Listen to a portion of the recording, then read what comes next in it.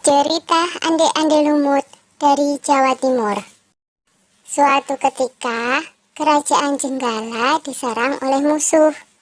Ketika perang semakin sengit, permaisuri raja yang bernama Putri Dewi Sekartaji melarikan diri dan bersembunyi ke sebuah desa yang jauh dari Jenggala. Untuk menjaga keselamatannya, ia menyamar sebagai gadis kampung. Dewi Sekartaji tinggal di tempat Nyai Intan. Nyai Intan adalah seorang kaya yang mempunyai 3 putri, yaitu Kelenteng Abang, Kelenteng Ijo, dan Kelenteng Biru. Oleh Nyai Intan, Dewi Sekartaji diangkat anak dan diberi nama Kelenteng Kuning. Setelah keadaan di kerajaan Jenggala kembali tenang dan aman, sang pangeran mencari jejak istrinya. Ia pergi dan menyamar menjadi seorang pangeran yang sedang mencari jodoh. Panji Asmarabangun menyamar dengan nama Ande-Ande Lumut, lalu membuat sayembara. Dalam waktu singkat, berita sayembara itu tersebar jauh hingga ke desa si Kelenteng Kuning. Kelenteng Abang, Ijo, dan Biru mendengar kabar sayembara itu. Mereka sangat senang dan ingin mengikuti sayembara itu. Kita harus berhias agar terlihat cantik dan memikat sang pangeran, kata Kelenteng Abang. Benar sekali, kita akan memakai pakaian dan perhiasan yang paling bagus, kata Kelenteng Ijo. Hai Kelenteng Kuning, kamu tidak usah ikut sayembara ini, karena kamu tidak pantas mendapatkan pangeran. Lebih baik kamu mencuci baju di sungai, perintah Kelenteng Abang sinis. Ketika Kelenteng Kuning sedang mencuci di sungai, tiba-tiba seekor burung bangau datang menghampirinya. Anehnya, burung itu bisa berbicara dan kedua kakinya menggenggam sebuah cambuk. Wahai Tuan Putri, pergilah ke desa Dadapan mengikuti sayembara itu. Di sana Tuan Putri akan bertemu dengan Panji Asmarabangun. Bawalah cambuk ini, siapa tahu nanti dibutuhkan, ujar sang bangau sambil meletakkan cambuk itu di atas batu. Burung bangau itu lalu terbang ke angkasa dan menghilang sebelum Kelenteng Kuning menjawabnya. Kemudian Kelenteng Kuning kembali ke rumah dan berangkat menuju desa Dadapan.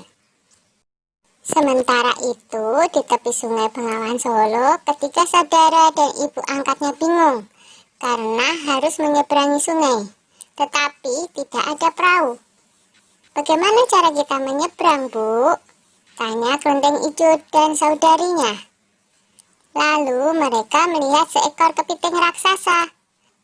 Kepiting itu adalah Yuyu Kangkang, utusan Ande-Ande Lumut. Dia diutus menguji para peserta sayembara yang melewati sungai tersebut. Hai kepiting raksasa, maukah kau membantu kami menyeberang sungai? Pinta Kelenteng Abang. Yuyu Kangkang tertawa lebar. Hahaha, aku akan membantu kalian, tapi ada syaratnya, kata dia. Apapun syaratnya, kami bersedia. Yang penting kami bisa menyeberang, jawab Kelenteng Abang. Kalian harus menciumku, kata Yuyu Kangkang.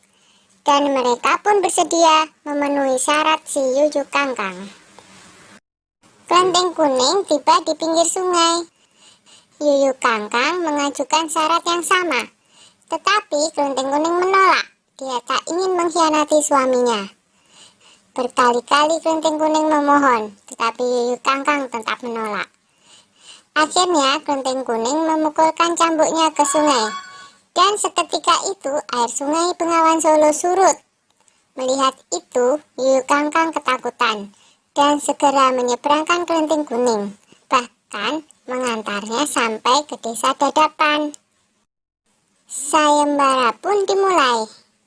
Secara bergiliran, Kelenteng Abang dan adik-adiknya menunjukkan kecantikan mereka di hadapan Ande-Ande Lumut. Namun, tak seorang pun di antara mereka yang dipilih oleh Ande-Ande Lumut. Ampun pangeran, hamba mohon, terimalah salah satu putri hamba, iba Nyai Intan. Ande-Ande Lumut menjawab, wahai Nyai Intan, ketahuilah, aku tidak bisa memilih seorang pun dari putrimu, karena mereka telah mencium si Yuyu Kangkang. Sambil menunjuk kelenteng kuning, pangeran melanjutkan, aku memilih gadis ini karena dia telah lulus ujian, tidak mau mencium si Yuyu Kangkang. Nyai Intan dan ketiga putrinya baru sadar bahwa mereka ditolak oleh Ande-Ande Lumut karena tidak lulus ujian. Kemudian Ande-Ande Lumut membongkar penyamarannya dan mengatakan bahwa dia adalah Panji Asmara Bangun. Kelenteng kuning sangat bahagia karena bertemu lagi dengan suaminya. Sudah ya cerita Ande-Ande Lumutnya, jumpa lagi.